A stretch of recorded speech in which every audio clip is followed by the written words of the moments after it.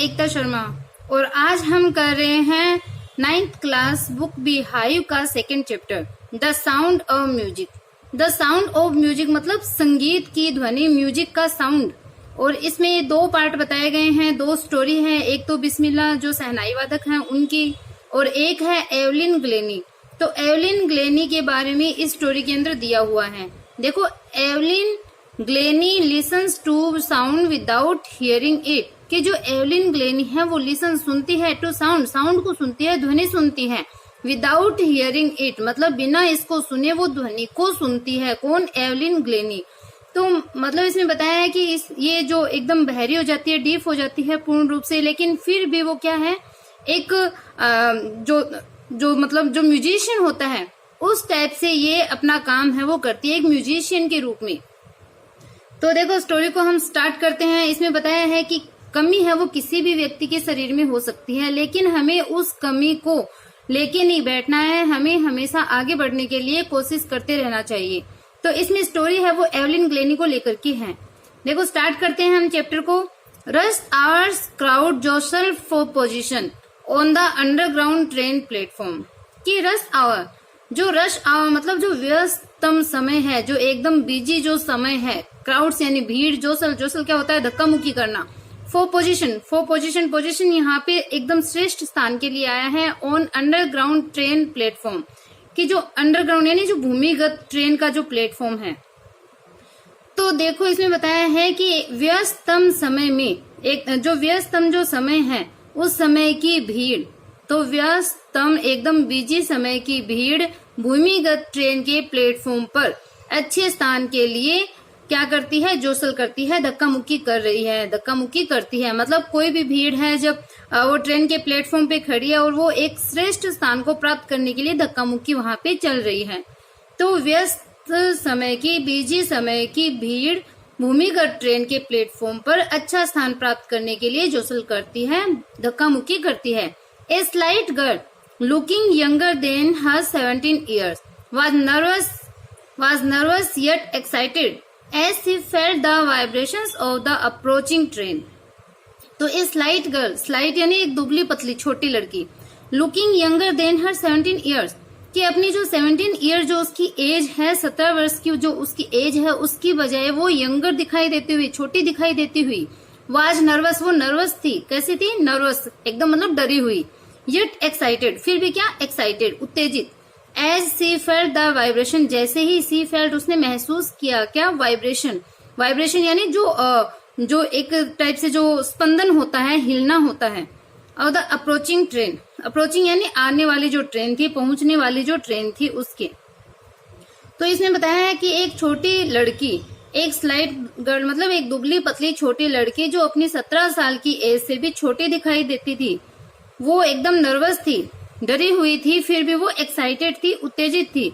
और वो क्या कर रही थी? वो जो आती हुई जो ट्रेन थी उसकी वाइब्रेशन को, उसके स्पंदन को वो फेल्ट यानी महसूस कर रही थी, उसको महसूस अनुभव करती थी, उसको फील करती थी।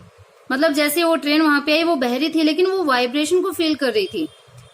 It was her first day at the prestige Royal Academy of Music in London and daunting enough this aspiring musician faced enough for any teenager fresh from a Scottish farm। तो it was her first day, कि ये उसका first day यानी उसका पहला दिन था, प्रथम दिन था।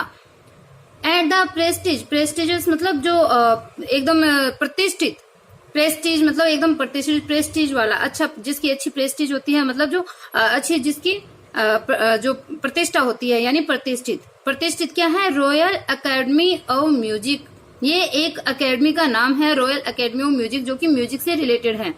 तो उस प्रतिष्ठित रॉयल अकेडमी ऑफ म्यूजिक में उसका फर्स्ट दिन था। कहाँ पे? लंदन में।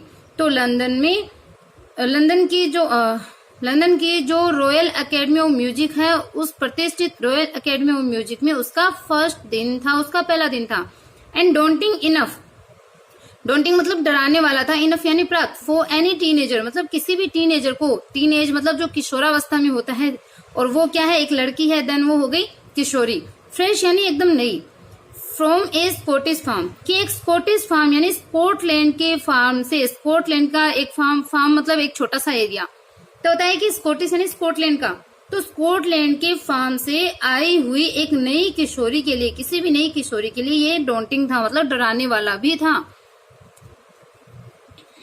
But this aspiring musician faced a bigger challenge than most, she was profoundly deep. But लेकिन दिस एस्पायरिंग म्यूजिशियन, कि ये जो एस्पायरिंग यानी जो इच्छा रखने वाली, आकांक्षा रखने वाली ये जो म्यूजिशियन थी, जो संगीतज्ञ, मतलब ये जो एवलिन ग्लेनी थी, वो फेस्ड, उसने सामना किया ये बिगर चैलेंज, एक बहुत बड़े चैलेंज का, एक बहुत बड़ी चुनौती का, देन मोस्ट मतलब औरों की बजाय। तो इसमें बताया है कि इस आकांक्षा रखने वाली इस म्यूजिशियन ने, इस संगीतकार के सामने तो क्या था, दूसरों से भी बहुत बड़ी चुनौती है वो उसके सामने थी, उसने दूसरों से भी बहुत बड़ी चुनौती को फेस किया। सी वाज प्रोफाउंडली डीफ, वो प्रोफाउंडली मतलब पूर्णतः वो डीफ थी, बहरी थी, मतलब उसको सुनाई नहीं देता था। कौन? Evelyn Glennie. Evelyn Glennie's loss of hearing had been gradual, gradual मतलब धीरे धीरे। तो जो एवलिन ग्लेनी जो थी उसने क्या किया था, अपनी जो लॉस ऑफ हियरिंग मतलब अपनी सुनने की जो पावर थी उसकी, उसको लॉस यानी उसको खो दिया था। कैसे? ग्रेजुअली यानी धीरे धीरे। तो एवलिन ग्लेनी ने अपनी जो सुनने की जो क्षमता थी, तो Evelyn Glenny loss, Evelyn Glenny ने खो दिया था ऑफ हियरिंग, अपनी जो स्वर्ण शक्ति थी, सुनने की जो क्षमता थी उसको, हैड बीन ग्रेजुअल मतलब धीरे धीरे। तो धीरे धीरे एवलिन ग्लेनी ने अपनी श्रवण शक्ति को खो दिया था। Her mother remembers noticing something was wrong when the 8 years old Evelyn was waiting to play the piano. तो हर मदर रिमेम्बर्स, कि उसकी मदर, जो एवलिन ग्लेनी की जो मदर है वो रिमेम्बर्स मतलब याद करती है। क्या? नोटिसिंग मतलब ऐसे नोटिस करते हुए, ध्यान देते हुए कि समथिंग वॉज रॉन्ग, कि कुछ चीज है वो गलत है, कुछ गड़बड़ है। तो इसमें बताया है कि उसकी माँ को ऐसा याद आता है कि उसने नोटिस किया था, उसने ध्यान दिया था कि समथिंग वॉज रॉन्ग, कुछ गलत था। When the 8 year old Evelyn, जब 8 साल की जो एवलिन थी वाज वेटिंग, वो वेट कर रही थी टू प्ले द पियानो, जब 8 साल की एवलिन पियानो को बजाने के लिए वेट कर रही थी, प्रतीक्षा कर रही थी, तब उसकी मदर को ऐसे याद है कि उसने ध्यान दिया था कि कुछ उसके साथ गड़बड़ है। दे कॉल्ड हर नेम, उन्होंने उसका नाम पुकारा, एंड सी डिडंट मूव, और वो नहीं हिली, मतलब पियानो बजाने के लिए जब वो इंतजार कर रही थी और उन लोगों ने उसका नाम जब लिया था, नाम पुकारा था, तो उसने बिल्कुल भी मूवमेंट नहीं करी, वो बिल्कुल भी नहीं हिली, मतलब उसको सुनाई नहीं दिया अपना नाम। I suddenly realise she hadn't heard, और उसकी मदर क्या बोलती है कि आई सडनली रियलाइज, और मैंने अचानक से रियलाइज किया, महसूस किया कि शी हैडंट हर्ड, वो नहीं सुन पाती थी, मतलब उसको सुन नहीं रहा था, ऐसा मैंने अचानक से अनुभव किया कि उसको कुछ सुनाई नहीं दिया। Says Jezebel Glenny, Jezebel Glenny मतलब जो उसकी मदर है उसका नाम है इजबेल ग्लेनी। तो एवलिन ग्लेनी की मदर का नाम क्या आ गया? Jezebel Glenny. तो इजबेल ग्लेनी कहती है कि मैंने अचानक से महसूस किया, रियलाइज किया कि उसको सुनाई नहीं दिया। For quite a while, Evelyn managed to conceal her growing deafness from friends and teachers. कि for quite a while मतलब काफी टाइम तक, कुछ दिनों तक एवलिन ग्लेनी ने, कंसील होता है छुपाना, मैनेज यानी व्यवस्था की, हर ग्रोइंग अपनी बढ़ती हुई डीफनेस यानी जो बहरापन था, फ्रॉम फ्रेंड्स एंड टीचर्स, कि कुछ दिनों तक एवलिन ने अपने फ्रेंड्स और टीचर से अपनी जो ग्रोइंग डिफनेस थी, अपनी जो बढ़ता हुआ जो बहरापन था, उसको कंसील यानी उसको छुपाने की उसने व्यवस्था करी थी, उसने प्रबंध किया था, ऐसा मैनेज किया था कि वो कुछ दिनों तक वो छुपा सके, उस छुपाने में वो सफल भी रही थी। बट बाय द टाइम, लेकिन कुछ समय के बाद, बाय द टाइम मतलब उस समय तक, सी was 11, her marks had deteriorated and her headmistress urged her parents to take her. तो बट बाय द टाइम, लेकिन उस समय तक, तो उसने बताया है कि जब वो कुछ दिनों तक तो उसने छुपा लिया, लेकिन बाद में क्या हुआ, जो उस समय मतलब कुछ समय तक सी वॉज 11, जब वो 11 की थी, मतलब जब वो 11 साल की थी, तो उसके जो मार्क्स थे, उसके जो नंबर थे, है डिटेरियोरेटेड होता है कम हो जाना, तो उसके जो मार्क्स थे वो डिटेरियोरेटेड हो गए, मतलब कम हो गए थे। जब वो 11 वर्ष की हुई थी, 11 वर्ष तक तो उसने छुपा लिया, जब 8 वर्ष की थी तब तो उसको पता चला था कि उसकी जो श्रवण क्षमता है वो कम हो गई, फिर वो 3 साल तक उसने उसको छुपाया भी, लेकिन जब 11 वर्ष की हुई उस समय तक उसके जो मार्क्स थे स्कूल के अंदर, तो वो क्या हो गए थे, कम हो गए थे। हर हेड मिस्ट्रेस, और उसकी जो हेड मिस्ट्रेस थी उसने अर्ज यानी आग्रह किया था हर पेरेंट्स, उसके पेरेंट्स से, कि उसकी मुख्य जो अध्यापिका थी उसने उनके पेरेंट्स से आग्रह किया कि to take her to a specialist, कि उसे एक स्पेशलिस्ट के पास में ले जाया जाए। स्पेशलिस्ट मतलब विशेषज्ञ के पास में उसको ले जाया जाए, क्योंकि उसको सुनाई नहीं दे रहा था और उसके साथ में कुछ थोड़ी प्रॉब्लम थी। तो देखो इसमें बताया है कि इस जो स्पेशलिस्ट थी उसके पास में उसको ले जाया जाए। उसके जो टीचर्स थे, हेडमिस्ट्रेस थी, उसने ये बोला था इट वॉज देन डिस्कवर्ड कि बाद में ऐसा खोजा गया, पाया गया दैट कि her hearing was severely impaired as a result of gradual nerve damage. तो जब स्पेशलिस्ट के पास में उसको ले जाया गया तो इट वॉज देन डिस्कवर्ड, फिर क्या हुआ, ये डिस्कवर किया गया, यह खोजा गया, यह पाया गया दैट की हर हियरिंग मतलब उसकी हियरिंग जो थी, उसके जो सुनने की जो क्षमता थी वो क्या हो गई थी, सेवरली इम्पेयर्ड। सेवरली मतलब गंभीर रूप से, इम्पेयर्ड मतलब खराब हो गई थी, उसके सुनने की जो क्षमता थी वो खराब हो गई थी as a result of gradual nerve damage. किससे? ग्रेजुअल यानी धीरे धीरे जो नर्व क्या होता है, अपनी जो तंत्रिकाएं होती है, स्नायु जो होते हैं, तो बताया है कि धीरे धीरे उसकी जो स्नायु जो थी, उसकी जो तंत्रिकाएं थी, जो नर्व्स थी, उनके डैमेज होने से, उनके खराब होने से उसकी जो हियरिंग थी, उसकी जो श्रवण क्षमता थी वो गंभीर रूप से इम्पेयर्ड हो गई थी, गंभीर रूप से खराब हो गई थी, बिगड़ गई थी। They were advised that she should be fitted with hearing aids and sent to a school for the deaf. तो they were advised, उनको एडवाइस दी गई, उनको सलाह दी गई, उनको परामर्श दिया गया। क्या सलाह दी गई? दैट की she should be fitted with hearing aids, कि she should be fitted मतलब उसको फिट किया जाना चाहिए, उसके लगाया जाना चाहिए। क्या लगाया जाना चाहिए? हियरिंग एड्स, कि जो हियरिंग मतलब सुनने के जो एड्स यानी जो यंत्र होते हैं, जो उपकरण होते हैं, उनके लिए बताया है। जिसको सुनाई नहीं देता तो उसके लिए जो श्रवण के जो यंत्र होते हैं उनकी बात चल रही है।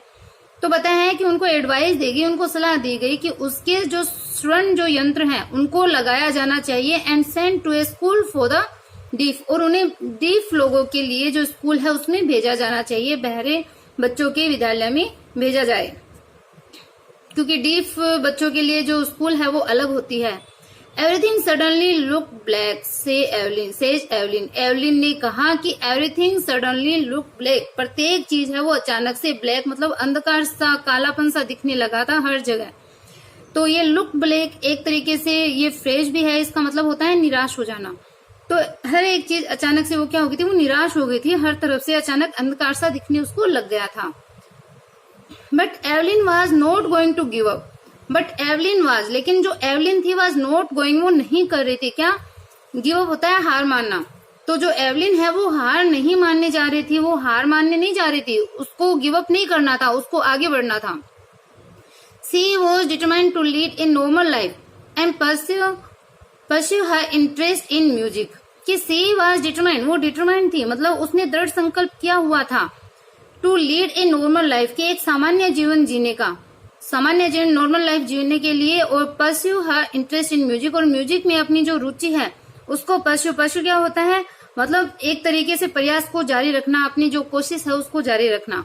तो इसमें बताया है कि she was determined to lead a normal life, वो एक सामान्य जीवन जीने के लिए और म्यूजिक में अपनी जो रुचि है उसके प्रयास जारी रखने के लिए डिटरमाइंड थी, दृढ़ निश्चय उसने किया हुआ था कि वो अपना जीवन है वो एकदम नॉर्मल जिएगी और अपनी जो कोशिश है जो म्यूजिक सीखने की, उसमें म्यूजिक में जो इंटरेस्ट है उसको वो कंटिन्यू रखेगी।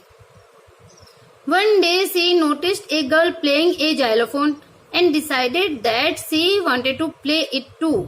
कि वन डे एक दिन सी नोटिस्ड, उसने नोटिस किया, उसने देखा, उसने ध्यान दिया कि एक गर्ल प्लेइंग ए जाइलोफोन, एक लड़की है वो जाइलोफोन बजा रही थी, ऐसा उसने नोटिस किया। एंड डिसाइडेड, और उसने डिसाइड किया, उसने निश्चय किया कि she wanted to play it too, कि वो भी सी वांटेड चाहती थी टू प्ले बजाना इट टू, कि इसको वह भी बजाना चाहती थी, ऐसा उसने डिसाइड किया, मतलब कि वो भी बजाएगी, ऐसा उसने डिसाइड वहीं पे कर लिया था जब उसने बच्चे को जाइलोफोन बजाते हुए देखा था, नोटिस किया था। Most of the teachers discouraged her but percussionist Ron Forbes spotted her potential. तो इसमें बताया है कि जो रॉन फोर्ब्स हैं वो तो एक जो मतलब उसको जो म्यूजिक सिखाने वाले व्यक्ति हैं, तो इसमें बताया कि मोस्ट ऑफ द टीचर्स, कि अधिकतर जो टीचर्स थे, बहुत से जो अध्यापक थे, उन्होंने क्या किया था, बहुत से अध्यापकों ने उसको डिस्करेज किया था, उसको निरुत्साहित किया था। उसको एवलिन ग्लेनी को, कि बहुत से अध्यापकों ने उसको क्या किया था, निरुत्साहित कर दिया था। बट लेकिन परकशनिस्ट जो रोन फोर्ब्स थे, परकशनिस्ट होता है ढोल बजाने वाला, एक तरीके से ताल वादक। तो इसमें बताया कि जो परकशनिस्ट जो ताल वादक जो रोन फोर्ब्स थे, स्पॉटेड हर पोटेंशियल, उन्होंने उसकी पोटेंशियल उसकी क्षमता को उसने स्पॉट कर लिया था, उसको पहचान लिया था कि इसमें कितनी क्षमता है, वो म्यूजिक सीख सकती है। ऐसा रोन फोर्ब्स जो कि एक ताल वादक थे, परकशनिस्ट थे, उन्होंने पहचान लिया था। He began by tuning two large drums to different notes, कि ही बिगन उसने शुरू किया, बाय ट्यूनिंग, ट्यूनिंग बजाना, टू लार्ज ड्रम्स, दो बड़े बड़े ड्रम, टू डिफरेंट नोट्स, की अलग अलग नोट में, नोट अलग अलग ट्यून के साथ में, अलग अलग प्रकार से, अलग अलग ताल के ऊपर, अलग अलग नोट यानी अलग अलग ताल के ऊपर दो बड़े ड्रम को उसने बजाना शुरू किया। किसने?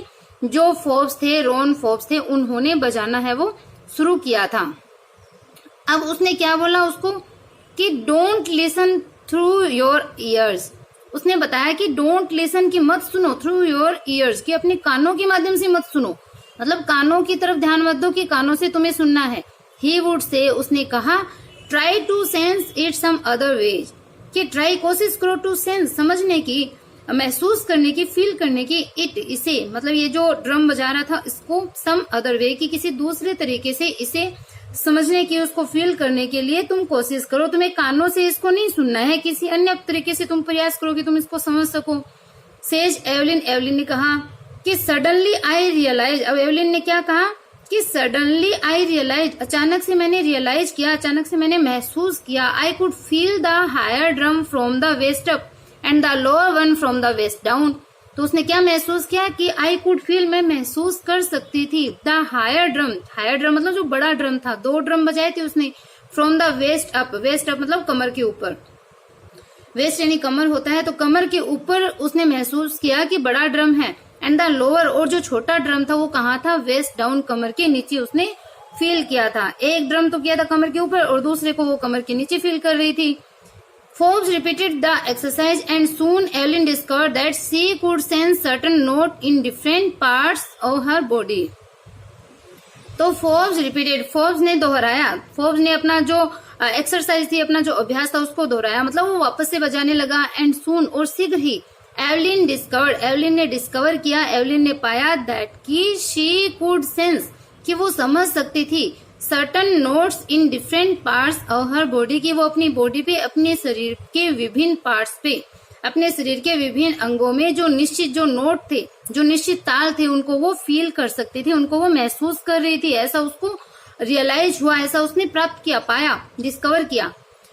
आई had learn to open my mind and body to sounds and vibration, कि आई हैड लर्न, कि मैंने सीख लिया था, टू ओपन, खोलना, माई माइंड, मेरे माइंड को, एंड बॉडी, शरीर को, टू साउंड, कि साउंड के लिए यानी म्यूजिक के लिए, म्यूजिक के प्रति या म्यूजिक के लिए मैंने अपने दिमाग और अपनी बॉडी को खोलना सीख लिया था। वो अपने शरीर को, अपने शरीर के पूरे हिस्से को उसने खोल रखा था कि कोई भी चीज हो मेरे को फील करनी है, साउंड के लिए, वाइब्रेशन के लिए, उन ध्वनियों के लिए, आवाज के लिए, उन स्पंदन के लिए मैंने अपने दिमाग और बॉडी को खोलना सीख लिया था, वो सीख चुकी थी। The rest was share determination and hard work. तो बताया है कि जो rest was, the rest was जो शेष बची हुई जो चीज थी वो क्या थी, शेयर यानी केवल, डिटर्मिनेशन यानी दृढ़ निश्चय, and hard work.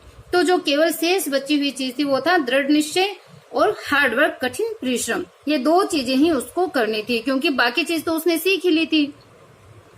She never look back from that point onwards, कि शी नेवर लुक बैक, उसने वापस पीछे, नेवर यानी कभी नहीं, लुक यानी देखा, बैक यानी पीछे, तो उसने पीछे मुड़कर नहीं देखा, दैट पॉइंट ऑनवर्ड, कि उस पॉइंट से, उस समय से जब उसने ये सारी चीजें सीख ली थी, जब उसने फील करना सीख लिया था, तो उस पॉइंट के बाद उसने कभी भी पीछे नहीं देखा। She toured the United Kingdom with a youth orchestra and by the time she was 16 she had decided to make music her life. तो देखो, सी टूर्ड, उसने यात्रा करी थी, द यूनाइटेड किंगडम की, यूके की यानी इंग्लैंड की, विद ए यूथ ऑर्केस्ट्रा, कि एक युवा ऑर्केस्ट्रा के साथ में, यानी जो म्यूजिक बजाने वाला होता है ऑर्केस्ट्रा, उसकी बात चल रही है। तो उसने बताया कि जो एवलिन थी, उस एवलिन ने एक युवा ऑर्केस्ट्रा के साथ में यूके की यात्रा करी थी, इंग्लैंड की यात्रा करी थी।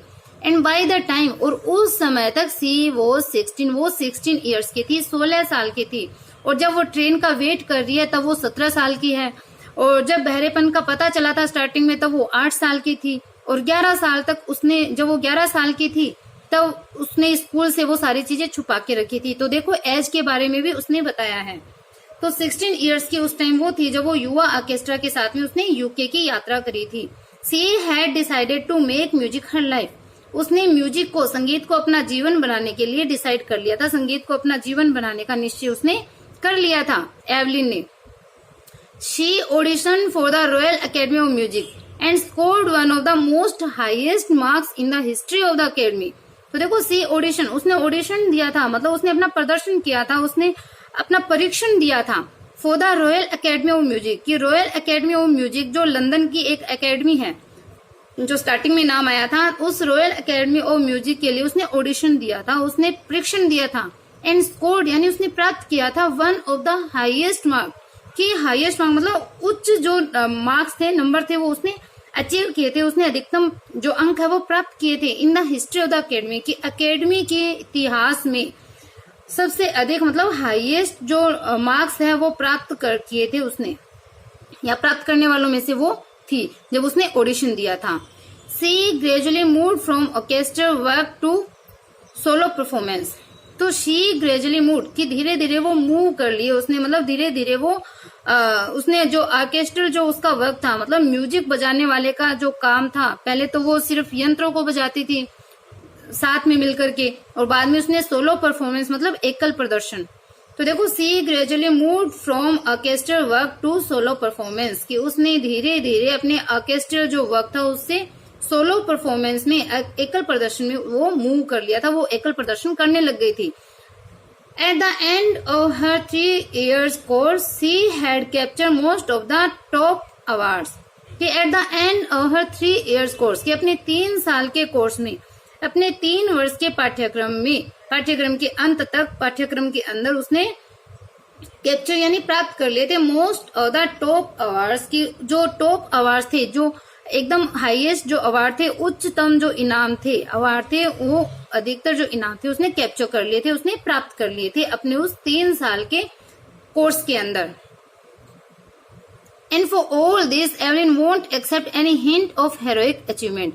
एंड फॉर ऑल दिस, और इतना होने पर भी, मतलब एंड फॉर ऑल दिस, इतना होने पर भी, जब उसने इतने सारे अवार्ड प्राप्त कर लिए थे, इतना सब कुछ होने पर भी Evelyn won't accept any hint, कि उसने कोई भी हिंट, कोई भी संकेत वो नहीं देती थी, ऐसा कोई हिंट उसने एक्सेप्ट नहीं किया था हेरोइक अचीवमेंट, जैसे कि अचीवमेंट यानी उपलब्धि, हेरोइक यानी वीरता से पूर्ण, कि उसने कोई वीरतापूर्ण उपलब्धि का कोई संकेत वो नहीं देती थी कि उसने इतना बड़ा काम कर लिया है, वो एकदम नॉर्मल रहती थी। If you work hard and no way you are going you will get there. देखो इफ यू वर्क हार्ड, यदि तुम कठिन परिश्रम करते हो, यदि आप कठिन परिश्रम करते हो, एंड नो, और आप जानते हो, वेयर यू आर गोइंग, कि आप कहाँ जा रहे हो, यदि आपको ऐसा पता है कि आपको कहाँ जाना है और आप कठिन परिश्रम करते हो, तो यू विल गेट देयर, तुम वहां पहुंच जाओगे, तुम उसको प्राप्त कर लोगे, अपने उस स्थान को आप प्राप्त कर लोगे यदि आप कठिन परिश्रम करोगे, और आपको अपना जो टॉप एरिया आपको पता है कि आपको कहाँ पहुंचना है। And she got right to the top, the world's most sought after multi-percussionist with a mastery of some thousands instruments and hectic international schedules. कि and she got right to the top, और उसने क्या कर लिया था, right to the top, यानी एकदम से ठीक जो शिखर है, जो टॉप जो स्थान है, एकदम शिखर का जो स्थान है, उच्च जो स्थान है, उसको उसने प्राप्त कर लिया। द वर्ड्स मोस्ट शॉर्ट, मतलब वर्ड्स यानी इस संसार की, मोस्ट यानी सबसे अधिक, शॉर्ट क्या होता है, खोजा जाने वाली चीज, अधिक मांग वाली जो चीज होती है उसके लिए आता है। तो वो एकदम टॉप पे पहुंच गई थी। The world's most sought after multipercussionist मतलब बहुमुखी जो ताल वादक है। पर्कशनिस्ट मैंने बताया था आपको, ताल वादक होता है, मल्टी यानी बहुमुखी, शॉर्ट यानी खोजे जाने वाली, विद मास्टरी यानी एकदम से पूर्ण ज्ञान रखने वाली, सम थाउजेंड्स इंस्ट्रूमेंट मतलब जो हजारों जो इंस्ट्रूमेंट है, वाद्य यंत्र है, वे उन 1000 वाद्य यंत्रों का पूर्ण ज्ञान प्राप्त करने के साथ ही वो इस संसार में अत्यधिक खोजी जाने वाली, अत्यधिक मांग वाली बहुमुखी ताल वादक वो बन गई थी। तो वो एकदम क्या थी, संसार की सबसे अधिक मांगी जाने वाली बहुमुखी ताल वादक थी, और उसको कुछ 1000 जो इंस्ट्रूमेंट थे, वाद्य यंत्र थे, उनका पूर्ण ज्ञान भी उसको था। एंड हेक्टिक इंटरनेशनल शेड्यूल्स, और वो हेक्टिक मतलब एकदम जो व्यस्तम जो होता है, बिजिएस्ट, तो हेक्टिक इंटरनेशनल शेड्यूल, उसके सबसे बिजिएस्ट यानी सबसे अधिक व्यस्तम अंतर्राष्ट्रीय शेड्यूल यानी जो कार्यक्रम है वो रहता था। It is intriguing to watch Evelyn function so effortlessly without hearing. कि it was intriguing होता है विस्मय से भरा हुआ, सरप्राइजिंग, it is intriguing कि ये एकदम विस्मयकारी था। to watch Evelyn को देखना फंक्शन कार्यक्रम में, so effortlessly मतलब बिना प्रयास किए हुए, बिना किसी एफर्ट के, विदाउट हियरिंग बिना सुने, मतलब विदाउट हियरिंग यानी स्वर्ण शक्ति के बिना या बिना सुने हुए, प्रयास किए बिना, प्रोग्राम के अंदर, फंक्शंस के अंदर उसको मतलब जो म्यूजिक वो बजाती थी, जो संगीत बजाती थी, वैसे एवलिन को देखना। यहाँ पे देखो संगीत बजाने वाला जो वर्ड है वो नहीं है, लेकिन एवलिन को देखना, जो एवलिन संगीत बजा रही थी, ऐसे एवलिन को देखना कार्यक्रम के अंदर बिना स्वर्ण शक्ति के और बिना प्रयास किए कार्यक्रम में एवलिन को देखना है, वो बहुत ही सरप्राइजिंग था, बहुत ही विस्मयकारी होता था। इन अ 2 hour discussion she never missed a word, कि इन अ 2 hours डिस्कशन की हमारे 2 घंटे के डिस्कशन में, हमारी जो वार्तालाप जो 2 घंटे से हो रही थी, जो राइटर है वो बता रहे हैं, उन्होंने बात करी थी किससे, एवलिन से। तो अपने 2 घंटे के डिस्कशन में सी नेवर मिस्ड ए वर्ड, उसने कभी भी एक भी वर्ड जो है उसने मिस नहीं किया, उसने एक भी शब्द को मिस नहीं किया। मैन विद बेसी बियर्ड गिव मी ट्रबल सी लाफ्ट, वो हंसी, मतलब जो एवलिन है वो हंसती थी, वो हंसते हुए कहती, क्या कहती कि मैन विद बशी बियर्ड, कि बशी बियर्ड यानी अत्यधिक बड़ी बड़ी दाढ़ी वाले जो आदमी हैं, वो गिव मी ट्रबल, वो मुझे ट्रबल देते हैं, वो मुझे समस्या देते हैं, मेरे लिए प्रॉब्लम क्रिएट करते हैं। ये देखो एवलिन की पिक्चर भी है। तो it is not just watching the lips, it's the whole face specially the eyes. तो इसमें बताया है कि it is not just watching the lips, कि यह केवल लिप्स को नहीं देखना होता, कि मैं केवल लिप्स को ही नहीं देखती हूँ, कि केवल होठों को ही नहीं देखना होता। इट्स द होल फेस, ये पूरा चेहरा होता है। स्पेशली द आईज, विशेष रूप से आंखों को, मतलब वो पूरा चेहरा, आंखों को, लिप्स को, सबको देख करके जो उनकी सारी बातें थी, अगला जो बोलता था उसको वो समझती थी कि अगला क्या बोल रहा है। She speaks flawlessly with a Scottish lilt, तो सी स्पीक मतलब वो बोलती थी कैसे, फ्लॉलेसली यानी एकदम बिना किसी त्रुटि के, बिना किसी गलती के, मिस्टेक के, एकदम फ्लो के साथ, लय के साथ। विद ए स्कॉटिश लिल्ट यानी बोलने का जो ढंग होता है, स्कॉटिश यानी स्कॉटलैंड का। तो उसने बताया है कि वो स्कॉटलैंड का, स्कॉटिश लिल्ट यानी स्कॉटलैंड के बोलने के ढंग में वो बिना किसी गलती के, फ्लोलेसली यानी बिना किसी गलती के वो बोलती थी, वो बात करती है। कौन, जो एवलिन है वो बात करती है। सी स्पीक्स, देखो प्रेजेंट में दे रखा है सेंटेंस, और राइटर इसके बारे में हमें बता रहे हैं। तो बता रहे हैं कि स्कॉटलैंड के जो बोलने का ढंग होता था उसके साथ वो बिना गलती के बोलती है। क्या बोलती है कि माई स्पीच इज क्लियर, मेरी जो स्पीच है, मतलब मेरी जो बात है, मेरी जो भाषा है वो क्लियर है, एकदम स्पष्ट है, एकदम साफ है। बिकॉज क्योंकि I could hear till I was 11, कि मैं जब 11 वर्ष की थी, जब मैं 11 की थी तब तक कि मैं सुन सकती थी, इसलिए मेरी जो भाषा है वो क्लियर है। सी सेज, वो कहती है। But that doesn't explain how she manage to learn French and master basic Japanese. But that doesn't explain, लेकिन उसने ये एक्सप्लेन नहीं होती, इससे ये बात स्पष्ट नहीं होती, ये बात पता नहीं चलती कि how she manage to learn French, कि उसने फ्रेंच को सीखना कैसे मैनेज किया, वो फ्रेंच भाषा को कैसे सीख लिया उसने। एंड मास्टर बेसिक जापानीज, और जो बेसिक जापानीज है यानी जो बुनियादी जो जापानीज लैंग्वेज है, जापानी भाषा है, उसको उसने कैसे सीख लिया, उसमें वो मास्टर कैसे हो गई, मतलब जापानीज और फ्रेंच को उसने किस प्रकार से सीख लिया, यह एक्सप्लेन नहीं होता, ये बात स्पष्ट है, वो नहीं होती है। आई होप आज आपको इतना पढ़ाया हुआ समझ में आया होगा। आज के लिए इतना काफी है। अगर आपको पढ़ाया हुआ समझ में आ रहा है, अगर पढ़ाया हुआ अच्छा लग रहा है, देन चैनल को लाइक सब्सक्राइब करना बिल्कुल भी ना भूलें। ज्यादा से ज्यादा अपने फ्रेंड के पास आप इसको शेयर कीजिए। Okay, bye.